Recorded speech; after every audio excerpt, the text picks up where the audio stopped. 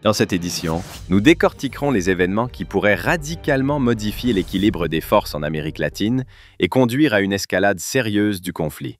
Nous analyserons pourquoi le plus grand porte-avions du monde, avec 5000 militaires à son bord, se dirige vers les côtes d'un État souverain et quelles en sont les conséquences possibles.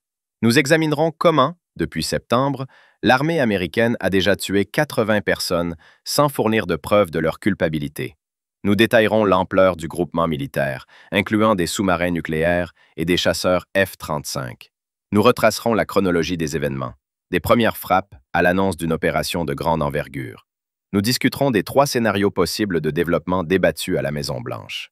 Enfin, nous analyserons pourquoi la déclaration selon laquelle l'hémisphère occidental est le territoire de l'Amérique nous ramène à la doctrine du 19e siècle. C'est parti. L'histoire de cette opération ne commence pas en novembre 2025, comme on pourrait le penser à première vue, mais bien plus tôt, dès septembre de la même année, lorsque les navires de guerre américains ont commencé à frapper systématiquement des cibles maritimes au large du Venezuela. La version officielle américaine était simple et compréhensible pour le public. La lutte contre le trafic international de drogue et la protection des citoyens américains contre la menace narcotique. En 2 mois et demi d'action active, 20 frappes ciblées ont déjà été menées contre diverses cibles dans la région. Selon les données officielles au début novembre, ces attaques ont causé la mort d'au moins 80 personnes d'âge et de nationalité variées. Il est cependant crucial de noter que la partie américaine n'a fourni absolument aucune preuve de l'implication de ces individus dans des activités criminelles ou le trafic de drogue. Ni photos de stupéfiants saisis, ni documents confirmant les liens avec les cartels, ni témoignages. Rien de concret.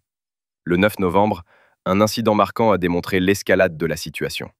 Sur ordre personnel du président Donald Trump, 2 frappes cinétiques, dites létales, ont été menées contre des navires dans l'est du Pacifique, au large des côtes de l'Amérique latine. Les services de renseignement américains ont affirmé, sans fournir de preuves, que les navires étaient liés à des organisations terroristes et transportaient d'importantes cargaisons de drogue vers les États-Unis.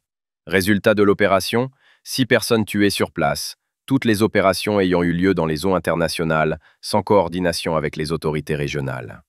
Parallèlement aux actions militaires, le Venezuela s'est officiellement adressé au Conseil de sécurité des Nations Unies en octobre, demandant instamment une intervention dans cette situation critique et l'arrêt de l'agression. Le représentant permanent de la Fédération de Russie auprès de l'ONU, Vassily Nebenzia, a alors publiquement émis l'hypothèse fondée que les États-Unis tentaient délibérément de « quote » dans le pays, en utilisant l'arsenal familier et bien rodé des soi-disant révolutions de couleur. C'est sur cette toile de fond tendue que le 14 novembre, le ministre de la Défense des États-Unis, Pete Hegseth, a fait sa déclaration fracassante sur le lancement d'une opération d'une ampleur sans précédent. Il est important de noter que certaines sources le désignent par le titre de quote, « secrétaire à la guerre », un retour inhabituel à une terminologie non utilisée officiellement depuis 1947. Qu'a donc annoncé précisément le ministre de la Défense des États-Unis à la communauté mondiale? Pete Hegseth a publié une déclaration détaillée sur le réseau social X, recueillant des millions de vues en quelques heures. Citons textuellement. « Aujourd'hui, j'annonce le lancement de l'opération Southern Spear, Lance du Sud. Sous la direction du groupe opérationnel conjoint Southern Spear et du commandement sud des forces armées américaines, cette mission protégera notre patrie, éliminera les narcoterroristes de notre hémisphère et assurera la sécurité de notre pays contre les drogues qui tuent notre peuple. » Mais la phrase la plus révélatrice et la plus franche est arrivée à la toute fin de la déclaration. L'hémisphère occidental est le territoire de l'Amérique, et nous le défendrons. Portez une attention particulière à la formulation spécifique de cette affirmation. Non pas « nous coopérerons avec des partenaires de la région pour assurer la sécurité », non pas « nous soutenons les efforts des pays d'Amérique latine », mais bien « le territoire de l'Amérique », avec une prétention à la domination inconditionnelle. Une déclaration assez franche et directe sur la sphère d'influence de Washington, ne laissant aucune place à l'ambiguïté, n'est-ce pas? Il s'agit d'un retour de fait à la doctrine Monroe du 19e siècle, qui proclamait le droit exclusif des États-Unis d'intervenir dans les affaires de tout l'hémisphère occidental. L'opération a été approuvée personnellement par le président Donald Trump au plus haut niveau. Elle sera menée sous la direction directe du commandement sud des forces armées américaines, US Southern Command, dont la zone de responsabilité couvre toute l'Amérique latine et les Caraïbes, du Mexique à l'Argentine. Hegseth a souligné dans sa déclaration: le président Trump a donné l'ordre d'agir et le ministère de la Défense s'exécute sans délai. Cela indique l'intérêt personnel du leader américain pour la conduite de cette opération et sa volonté d'assumer la responsabilité politique des conséquences. Passons maintenant au groupement militaire déployé dans la région pour mener l'opération. Le 11 novembre, 3 jours avant l'annonce officielle de l'opération au grand public, un puissant groupe d'attaque de porte-avions dirigé par l'USS Gerald R. Ford a fait route vers les côtes de l'Amérique latine. Et il ne s'agit pas d'un énième navire de guerre dans l'océan. C'est le plus grand porte-avions du monde, le fleuron de la marine américaine, symbole de la puissance militaire des États-Unis. Examinons en détail ce que représente cette machine de guerre et la menace qu'elle représente. À bord du porte-avions se trouvent en permanence plus de 4000 militaires de diverses spécialités. Selon d'autres sources au Pentagone, jusqu'à 5000 personnes, en comptant l'escadre aérienne. Ils transportent des escadrons entiers de chasseurs d'attaque FA-18 Super Hornet, des dernières modifications et d'hélicoptères de combat à usage varié. Des dizaines d'unités d'aviation tactique capables de frapper en grande profondeur sur le territoire. De plus, il est équipé de missiles de croisière de longue portée Tomahawk, capables de frapper des cibles jusqu'à 2500 km avec une grande précision. Mais ce n'est pas tout ce que l'arsenal du groupement a à offrir. Selon l'autorité du The Washington Post, citant des sources militaires, le groupement militaire comprend 8 navires de guerre supplémentaires de diverses classes et usages. Dans la composition du groupement se trouve un sous-marin nucléaire, l'un des éléments les plus redoutables de l'US Navy, et un navire spécialisé pour les opérations des forces spéciales. À cette impressionnante armada s'ajoutent des chasseurs de 5e génération F-35 Lightning II, dotés de la technologie furtive Stealth et des avions de reconnaissance de divers types, basés sur le territoire américain à Porto Rico pour une surveillance constante de la région. Selon l'agence Associated Press, citant des sources militaires, le porte-avions Gerald R. Ford devrait s'approcher directement des côtes du Venezuela dans quelques jours, à une distance permettant de mener des opérations aériennes. Il y rejoindra d'autres navires de guerre déjà présents dans la région, formant, selon les médias américains citant des analystes militaires, la plus grande présence militaire des États-Unis dans la région depuis plusieurs décennies. À titre de comparaison, une telle ampleur de déploiement n'a pas été observée depuis les opérations au Panama à la fin des années 1980. La déclaration du ministre de la Défense mentionne également l'utilisation de systèmes maritimes et aériens robotisés de longue durée, utilisés pour intercepter le trafic de drogue. Cela signifie l'utilisation massive de drones de divers types, à la fois au-dessus de la surface maritime et dans l'espace aérien de la région, pour une surveillance constante. De tels systèmes permettent une observation 24 heures sur 24 d'un vaste territoire sans risque pour la vie des militaires américains. Imisationnons maintenant en détail les objectifs officiels de l'opération et ce qui pourrait se cacher derrière eux en réalité. Officiellement, l'opération Southern Spear vise 3 objectifs principaux, déclarés par le Pentagone. 1. Protection du territoire américain contre les drogues provenant d'Amérique latine. Pete Hegseth insiste particulièrement dans ses déclarations sur le fait que les drogues tuent le peuple américain et constituent une menace pour la sécurité nationale. 2. Élimination des soi-disant narcoterroristes dans l'hémisphère occidental qui, selon Washington, contrôlent la production et le transport de stupéfiants. 3. Assurer la sécurité de la région contre les groupes criminels organisés menaçant la stabilité des alliés des États-Unis. Cela semble noble et convaincant pour le grand public, n'est-ce pas? La lutte contre le trafic de drogue est en effet un problème grave qui touche des millions de familles américaines. Mais examinons plus en profondeur la situation réelle et les motifs cachés.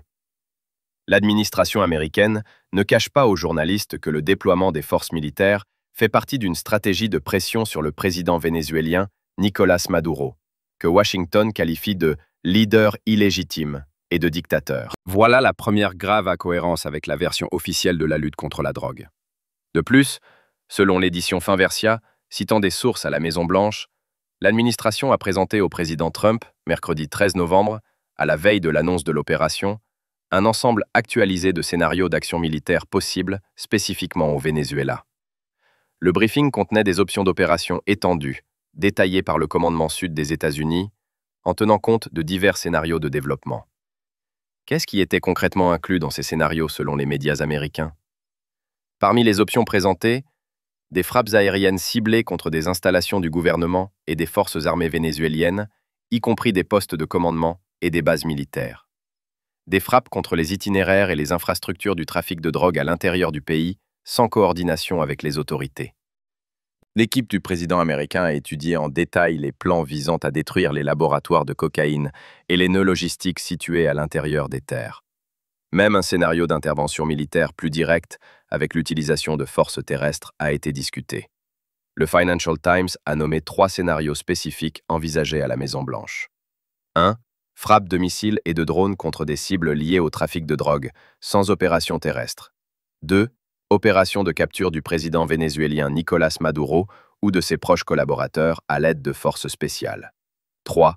Invasion à grande échelle avec l'utilisation de troupes terrestres, bien que sa probabilité soit jugée faible par les analystes américains en raison des risques politiques. On obtient un tableau intéressant et révélateur de contradictions. Officiellement, la lutte contre la drogue et la protection du peuple américain. Officieusement, la préparation détaillée d'options de pression militaire sur le gouvernement indésirable d'un État souverain. Rappelons les mots du représentant permanent de la Russie auprès de l'ONU, Vassili Nebenzia, prononcés dès octobre. Il a suggéré que les États-Unis tentaient délibérément de quote au Venezuela, en utilisant l'arsenal bien rodé des révolutions de couleur et de la pression militaire. Maintenant, à cet arsenal s'ajoute une présence militaire directe et massive avec la possibilité de mener des frappes. Le contexte historique est également extrêmement important pour comprendre la situation. Ce n'est pas la première fois dans l'histoire que les États-Unis mènent des opérations militaires en Amérique latine sous divers prétextes louables. L'histoire de la région est littéralement saturée d'exemples d'interventions militaires américaines. De l'invasion du Panama en 1989 à l'opération à Grenade en 1983. Du soutien au Contra au Nicaragua, à la présence militaire au Honduras. La liste est longue et éloquente. De plus, notez un point critiquement important qui confirme les doutes quant à la version officielle. Depuis septembre, l'armée américaine a déjà tué 80 personnes lors d'opérations contre des navires dans les eaux internationales. Mais aucune preuve n'a été présentée quant à leur implication dans des activités criminelles ou le trafic de drogue. Ni photos de grandes quantités de drogue saisies, ni documents confirmant les liens avec les cartels, ni témoignages. Rien de concret et vérifiable. Toutes les frappes sont menées exclusivement dans les eaux internationales, sans la sanction des États côtiers. Selon la législation américaine, cela permet de mener des opérations militaires sans déclaration de guerre formelle par le Congrès. Un mouvement juridiquement habile qui permet de contourner les restrictions constitutionnelles sur la conduite de la guerre. Le Venezuela, dont les plus hauts responsables sont publiquement accusés par Washington d'aider directement le trafic mondial de drogue, se préparait activement à une éventuelle guerre avec les États-Unis ces derniers mois. Le gouvernement du pays a pris des mesures concrètes. Il a préparé des unités de guérilla pour opérer à l'arrière d'un éventuel ennemi. Il a élaboré des stratégies détaillées en cas de confrontation armée avec un adversaire supérieur. Le leader vénézuélien Nicolás Maduro a déclaré publiquement à plusieurs reprises à la communauté internationale que les États-Unis créaient artificiellement une crise dans la région pour obtenir son éviction du pouvoir et un changement de régime favorable aux États-Unis. Le 14 novembre, immédiatement après l'annonce de l'opération Southern Spear, Maduro a lancé un appel officiel au peuple américain ainsi qu'à Donald Trump personnellement. Il a appelé à la fin des guerres interminables menées par les États-Unis à travers le monde et à l'établissement de la paix dans la région. Le président vénézuélien avait précédemment ordonné une mobilisation massive des forces armées du pays pour se préparer à un éventuel conflit. Cela comprend l'appel aux réservistes, le renforcement de la défense côtière et l'activation des formations de milices populaires. Le Venezuela possède les plus grandes réserves de pétrole prouvées au monde, ce qui en fait une cible d'une importance stratégique. Toute déstabilisation dans la région affectera inévitablement les prix mondiaux de l'énergie. De plus, étant donné que la Chine est le principal partenaire commercial du Venezuela et un investisseur majeur dans son industrie pétrolière, cela pourrait entraîner de graves complications internationales. Pékin a déjà exprimé à plusieurs reprises son inquiétude face aux actions des États-Unis dans une région où la Chine a des intérêts économiques significatifs. Discutons maintenant en détail des conséquences de cette opération, tant pour la région que pour la politique mondiale à long terme. Premièrement, et c'est le plus évident, il s'agit de l'escalade brutale des tensions en Amérique latine à un niveau critique.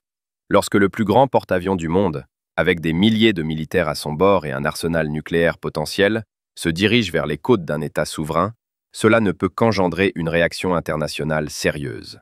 Le Venezuela a déjà officiellement demandé au Conseil de sécurité de l'ONU d'intervenir et d'arrêter l'agression. Mais soyons réalistes. Compte tenu de la position des États-Unis dans la politique mondiale et de leur droit de veto, cela n'aura probablement pas de conséquences réelles à court terme. Néanmoins, cela montre clairement le niveau de préoccupation des dirigeants vénézuéliens et la gravité de la situation. Le deuxième point critique est la création d'un précédent dangereux pour de futures actions. L'opération Southern Spear pourrait devenir un modèle, un schéma pour de futures actions militaires américaines dans la région sous des prétextes honorables. Si cette opération se déroule sans opposition internationale sérieuse de la part de l'ONU ou des organisations régionales, nous pourrions voir des actions similaires dans d'autres pays d'Amérique latine où les États-Unis ont des intérêts stratégiques. La déclaration de Pete Hegseth selon laquelle, quote, « ramène en fait la communauté internationale à la doctrine Monroe du XIXe siècle ». C'est une affirmation directe de la sphère d'influence inconditionnelle des États-Unis sur tout l'hémisphère occidental, sans exception. Au XXIe siècle, de telles déclarations franches sur les sphères d'influence sonnent au minimum archaïques, au maximum menaçantes. Le troisième aspect le plus important est l'impact économique, avec des conséquences mondiales. Le Venezuela possède les plus grandes réserves de pétrole prouvées au monde, selon les estimations d'experts. Toute déstabilisation dans la région affectera inévitablement les prix mondiaux de l'énergie, ce qui touchera l'économie de tous les pays. De plus, étant donné que la Chine est le principal partenaire commercial et un grand investisseur du Venezuela, cela pourrait entraîner des complications internationales impliquant de grandes puissances. La quatrième conséquence est la réaction des autres pays de la région et la formation de coalitions. Pour l'instant, nous ne voyons pas de déclaration publique de gouvernements latino-américains en soutien à l'opération. Mais on peut raisonnablement supposer que beaucoup d'entre eux observent le développement rapide des événements avec appréhension. Personne ne veut devenir la prochaine cible d'une telle traise sur son territoire. La cinquième conséquence est l'impact sur les relations russo-américaines, déjà tendues. La Russie maintient traditionnellement des relations amicales avec le Venezuela à tous les niveaux. Déjà, le représentant permanent de la Russie auprès de l'ONU critique ouvertement les actions américaines dans la région comme une agression. Cela pourrait devenir un nouveau point de tension entre les deux puissances nucléaires. Quant à l'aspect de politique intérieure pour les États-Unis eux-mêmes, cette opération pourrait être une tentative de l'administration Trump de montrer sa détermination et sa fermeté dans la lutte contre la drogue. Le problème de la drogue préoccupe sérieusement la société américaine. Une position ferme sur le trafic de drogue a toujours été un thème populaire auprès des électeurs conservateurs. Mais il existe aussi de sérieux risques pour la réputation. Si l'opération débouche sur un conflit prolongé ou entraîne des pertes civiles importantes, l'opinion publique pourrait rapidement se retourner contre l'administration. Les Américains sont fatigués des interventions militaires sans fin à l'étranger après l'Irak et l'Afghanistan. Enfin, la question du droit international et de la légitimité des actions. Mener des frappes dans les eaux internationales sans fournir de preuves d'implication dans des crimes et sans procédure judiciaire est une question extrêmement sérieuse du point de vue du droit international et des normes humanitaires. Alors, résumons ce que nous avons appris et analysé. Les États-Unis ont lancé la plus grande opération militaire des dernières décennies dans l'hémisphère occidental, nommée Southern Spear, avec une ampleur sans précédent. Officiellement, il s'agit de la lutte contre le trafic de drogue et le soi-disant narcoterrorisme pour la protection des citoyens américains. Mais l'ampleur de l'opération parle d'elle-même. Un groupe d'attaque de porte-avions avec le plus grand porte-avions du monde. Un sous-marin nucléaire avec des missiles de croisière, des dizaines d'avions de combat de 5e génération, des milliers de militaires, tout cela suggère des objectifs beaucoup plus larges que la simple lutte contre la drogue. En 2 mois et demi d'opération, de septembre à novembre, l'armée américaine a déjà tué 80 personnes, sans fournir à la communauté internationale la moindre preuve de leur implication dans des activités criminelles.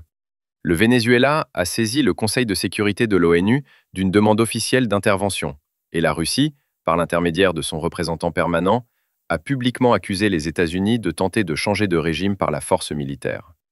Il ne s'agit pas d'une simple opération antidrogue à caractère policier, c'est une démonstration de force massive, une déclaration sans équivoque d'une sphère d'influence dans la région. C'est peut-être la préparation à des actions militaires plus sérieuses à l'avenir. La déclaration selon laquelle L'hémisphère occidental et le territoire de l'Amérique ne laissent aucun doute sur l'intention de l'administration Trump d'établir un contrôle total sur la région. Les conséquences pourraient être extrêmement graves à tous les niveaux, d'une escalade directe du conflit avec le Venezuela à une détérioration des relations avec la Russie et la Chine, qui ont des intérêts dans la région. De l'augmentation des prix du pétrole et de la déstabilisation de l'économie mondiale à la création d'un dangereux précédent d'intervention militaire sous prétexte de lutte contre la drogue, qui pourrait être utilisé à l'avenir. Nous allons suivre attentivement le développement des événements dans les jours et semaines à venir. Ce n'est que le début d'une histoire qui pourrait changer toute la région.